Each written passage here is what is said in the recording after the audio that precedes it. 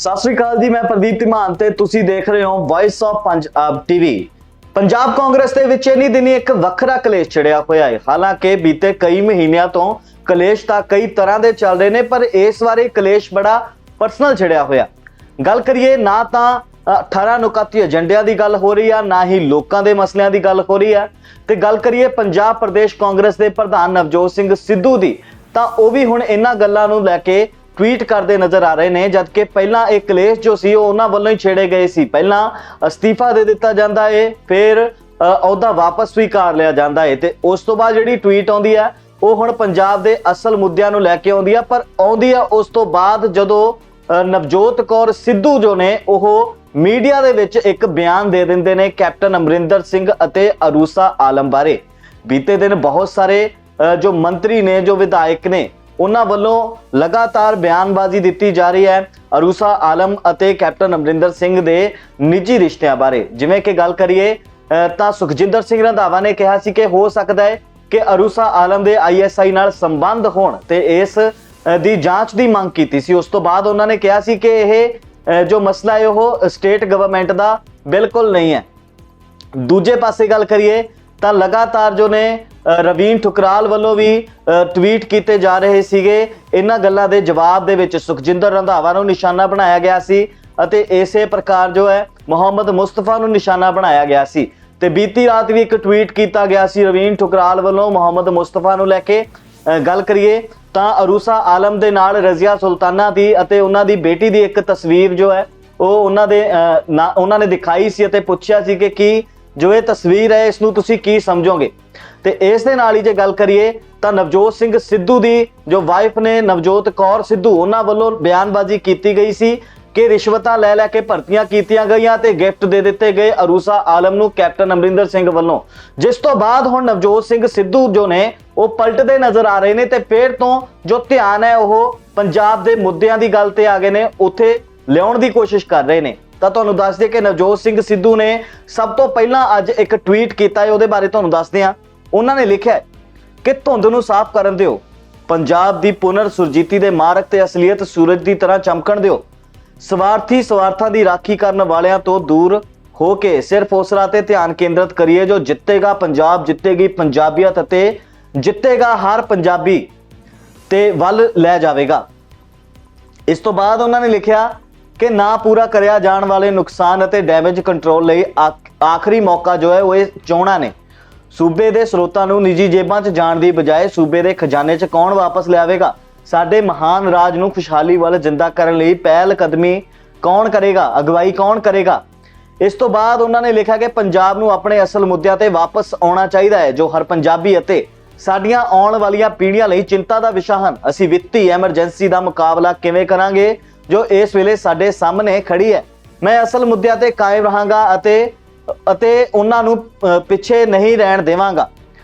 ਸੋ ਨਵਜੋਤ ਸਿੰਘ ਸਿੱਧੂ ਵੱਲੋਂ ਲਗਾਤਾਰ 3 ਟਵੀਟ ਕੀਤੇ ਗਏ ਅਤੇ ਇਹ ਟਵੀਟ ਉਦੋਂ ਕੀਤੇ ਜਾਂਦੇ ਨੇ ਜਦੋਂ ਨਵਜੋਤ ਕੌਰ ਸਿੱਧੂ ਵੱਲੋਂ ਅਰੂਸਾ ਆਲਮ ਤੇ ਜੋ ਨੇ ਪਰਸਨਲ ਕਮੈਂਟ ਕੀਤੇ ਜਾਂਦੇ ਨੇ, ਕੈਪਟਨ ਅਮਰਿੰਦਰ ਤੇ ਕੀਤੇ ਜਾਂਦੇ ਨੇ। ਕੀ ਕਿਹਾ ਸੀ ਨਵਜੋਤ ਕੌਰ ਸਿੱਧੂ ਨੇ, ਜਿਸ ਤੋਂ ਬਾਅਦ ਨਵਜੋਤ ਸਿੰਘ ਸਿੱਧੂ ਪਲਟਦੇ ਨਜ਼ਰ ਆ ਰਹੇ ਨੇ। ਆਓ ਤੁਹਾਨੂੰ ਦਿਖਾ ਦਿੰਦੇ ਹਾਂ ਉਹ video. On record advocate general high court च पेश नहीं होया कोई भी फाइल लैके रिकॉर्ड चेक कर लो।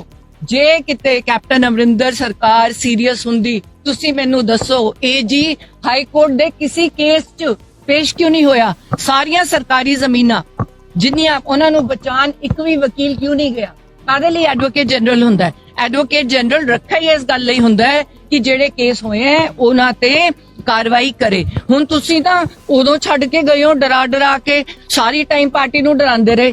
तुसी उतली पार्टी दी गल करदे हो, उतली पार्टी ने सारियां तो लैना हुंदा है। ਉਹ ਡਰਾਂਦੇ ਰਹੇ ਕਿ ਮੈਂ ਅਮਿਤ ਸ਼ਾਹ ਕੋਲ ਜਾ ਰਿਹਾ। ਜਦੋਂ ਉਹਨਾਂ ਦਾ ਟਾਈਮ ਆਂਦਾ ਸੀ ਕਿ ਇਹਨਾਂ ਨੂੰ ਪਾਰਟੀ ਚੋਂ ਅਲੱਗ ਕਰ ਦਿਓ, ਕੰਮ ਨਹੀਂ ਕਰ ਰਹੇ, ਉਦੋਂ ਅਮਿਤ ਸ਼ਾਹ ਕੋਲ ਚਲੇ ਜਾਂਦੇ ਸੀ। ਮੈਂ ਤਾਂ BJP ਚ ਆ ਰਿਹਾ, ਮੈਂ 23-24 MLA ਆਪਣੇ ਲੈ ਕੇ ਜਾ ਰਿਹਾ, ਮੈਂ ਸਰਕਾਰ ਤੋੜੂੰਗਾ। ਇੱਥੇ ਪੰਜਾਬ ਚ ਰਹੇ ਨੇ ਕਿ ਪੰਜਾਬ ਦੇ ਖਾਤੇ ਚੈੱਕ ਕਰਨੀ ਕਿੰਨਾ ਪੈਸਾ ਤੋਂ ਪੰਜਾਬ ਤੋਂ ਕੈਪਟਨ ਰਸਤੇ ਤੋਂ ਬਾਹਰ ਗਿਆ, ਰੂਸਾਲਮ ਬਾਹਰ ਲੈ ਕੇ ਗਏ ਨੇ। ਜਿਹੜੀ ਵੀ ਪੋਸਟਿੰਗ ਆਪਣੇ ਪੰਜਾਬ ਚ ਹੋਈ ਉਹ ਕੋਈ ਵੀ ਬਿਨਾਂ ਟੈਚੀ ਦੇ ਨਹੀਂ ਹੋਈ ਤੇ ਅਰੂਸਾ ਆਲਮ ਨੂੰ ਗਿਫਟ ਦਿੱਤੇ ਬਿਨਾਂ ਨਹੀਂ ਹੋਈ। ਸਾਡੇ ਵਰਗਿਆਂ ਦੀ ਨਹੀਂ ਬਣੀ, ਕਿਉਂਕਿ ਮੈਂ ਆਪਣੇ ਘਰ ਵਾਲੇ ਨੂੰ ਰੂਸਾਂ ਦੇ ਨੇੜੇ ਨਹੀਂ ਜਾਣ ਦਿੱਤਾ। ਕਿੱਥੇ ਗਿਆ ਪੈਸਾ ਟੈਚੀ ਕਿਤੇ ਉਹ ਲੈ ਗਈ, ਉਹ ਦੁਬਈ ਲੈ ਕੇ, ਇੰਗਲੈਂਡ ਤੇ ਦੁਬਈ ਲੈ ਕੇ ਭੱਜ ਗਈ। ਹਰ ਬੰਦਾ, ਹਰ ਅਕਾਲੀ ਬੰਦਾ ਉਹਦੇ ਕੋਲ ਡਾਇਮੰਡ ਦੇ ਸੈੱਟ ਤੋਂ ਬਿਨਾਂ ਨਹੀਂ ਸੀ ਜਾਂਦਾ, ਕੋਈ ਬੰਦਾ ਚੇਅਰਮੈਨ ਟੈਚੀ ਤੋਂ ਬਿਨਾਂ ਨਹੀਂ ਸੀ ਲੱਗਦਾ, ਕੋਈ ਵੱਡੀ ਪੁਲਿਸ ਦੀ ਪੋਸਟਿੰਗ ਰੂਸਾ ਆਲਮ ਤੋਂ ਬਿਨਾਂ ਨਹੀਂ ਹੁੰਦੀ ਸੀਗੀ, ਉਹਦੇ ਕੋਲ ਟੈਚੀ ਜਾਂਦਾ ਸੀ। ਓਪਨ ਸੀਕ੍ਰੇਟ ਹੈ, ਐਂਡ ਓਪਨ ਸੀਕ੍ਰੇਟ ਹੈ ਕਿ ਪੰਜਾਬ ਦਾ ਪੈਸਾ ਲੈ ਕੇ ਉਹ ਭੱਜ ਗਈ ਹੈ। ਹੁਣ ਕੈਪਟਨ ਸਾਹਿਬ ਨੂੰ ਚਾਹੀਦਾ ਹੈ ਕਿ ਉਹਦੇ ਪਿੱਛੇ ਪਿੱਛੇ ਜਾਣ, ਉਹ ਪੈਸੇ ਤੇ ਉਹ ਨਿਗਾਹ ਰੱਖਣ, ਨਹੀਂ ਤਾਂ ਉਹ ਪੈਸਾ ਉਹਨਾਂ ਦੇ ਹੱਥੋਂ ਵੀ ਚਲੇ ਜਾਊਗਾ। ਉਹ ਪੈਸੇ ਨਾਲ ਆਪ ਵੀ ਥੋੜੀ ਮੋਟੀ ਐਸ਼ ਕਰ ਲੈਣ, ਨਹੀਂ ਤਾਂ ਉਹ ਲੈ ਕੇ ਗਾਇਬ ਹੋ ਗਈ ਹੈ। ਸਿੰਘ ਰੰਧਾਵੇ ਨੂੰ ਕੇਂਦਰ ਸਰਕਾਰ ਦੇ ਵਿੱਚ ਨੂੰ ਮਿਲੇ ਨੇ ਨਵਜੋਤ ਸਿੰਘ ਸਿੱਧੂ ਦੀ ਅਸਤੀਫੇ ਦੇਣ ਦੇ ਰੰਧਾਵਾ ਦੇਖੋ, ਨਵਜੋਤ ਸਿੰਘ ਸਿੱਧੂ ਇੱਕ ਬਹੁਤ ਸੈਂਟੀਮੈਂਟਲ ਜਿਹਾ ਬੰਦਾ ਹੈ, ਪੰਜਾਬ ਨੂੰ ਬਹੁਤ ਜ਼ਿਆਦਾ ਪਿਆਰ ਕਰਦਾ ਹੈ।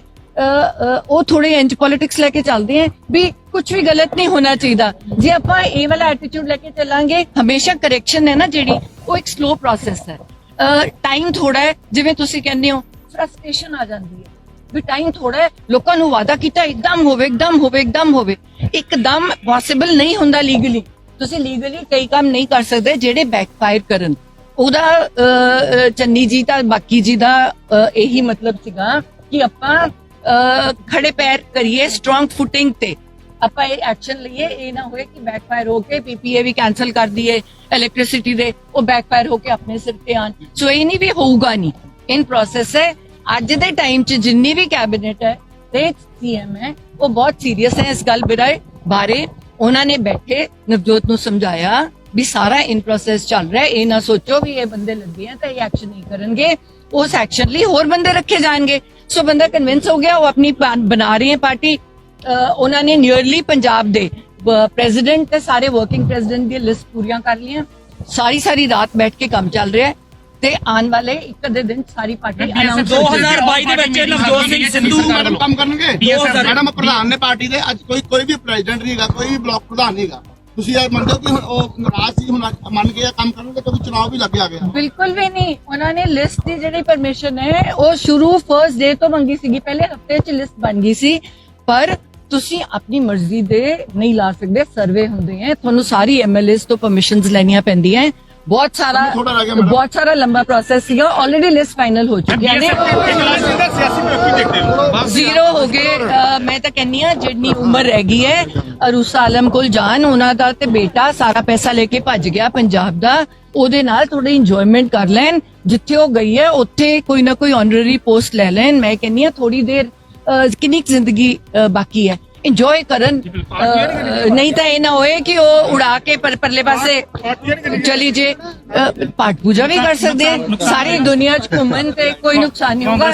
ਉਹਨਾਂ ਨਾਲ ਤਾਂ ਸੰਦੀਪ ਸੰਧੂ ਵੀ ਨਹੀਂ ਗਿਆ, 2 ਦਿਨ ਤਾਂ ਰੁਕ ਜਾਂਦਾ। ਜਿਹੜਾ ਸੱਜਾ ਖੱਬਾ ਵੀ ਨਹੀਂ ਗਿਆ ਉਹਨਾਂ ਦੇ ਨਾਲ, ਹੋਰ ਕੌਣ ਜਾਏਗਾ? ਕੋਈ ਐਮਐਲਏ ਦੇਖਿਆ ਉਹਨਾਂ ਦੇ ਨਾਲ? ਕੋਈ ਨਹੀਂ ਜਾਣ ਵਾਲਾ।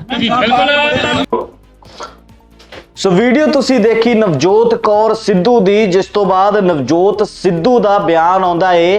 ਟਵਿੱਟਰ ਤੇ ਟਵੀਟ ਕਰਦੇ ਨੇ ਕਿ ਹੁਣ ਜੋ ਹੈ ਪੰਜਾਬ ਨੂੰ ਅਸਲ ਮੁੱਦਿਆਂ ਵੱਲ ਜਾਣ ਦੀ ਲੋੜ ਹੈ, ਸਾਨੂੰ ਅਸਲ ਮੁੱਦਿਆਂ ਤੇ ਧਿਆਨ ਕੇਂਦਰਿਤ ਕਰਨ ਦੀ ਲੋੜ ਹੈ, ਕਿਉਂਕਿ ਪੰਜਾਬ ਇਸ ਵੇਲੇ ਵਿੱਤੀ ਸੰਕਟ ਦੇ ਨਾਲ ਜੂਝ ਰਿਹਾ ਏ। ਸੋ ਕੀ ਕਹਿਣਾ ਚਾਹੋਗੇ ਤੁਸੀਂ ਨਵਜੋਤ ਸਿੰਘ ਸਿੱਧੂ ਦੇ ਇਸ ਯੂ ਟਰਨ ਨੂੰ ਲੈ ਕੇ? ਆਪਣੇ ਵਿਚਾਰ ਸਾਨੂੰ ਕਮੈਂਟਾਂ ਰਾਹੀਂ ਜ਼ਰੂਰ ਦੱਸਣਾ। ਦੇਸ਼ ਅਤੇ ਦੁਨੀਆ ਨਾਲ ਜੁੜੀਆਂ तमाम ताज़ा तरीन अपडेट्स के लिए बने रहना साडे नाल ते देखते रहना वॉइस ऑफ पंजाब टीवी।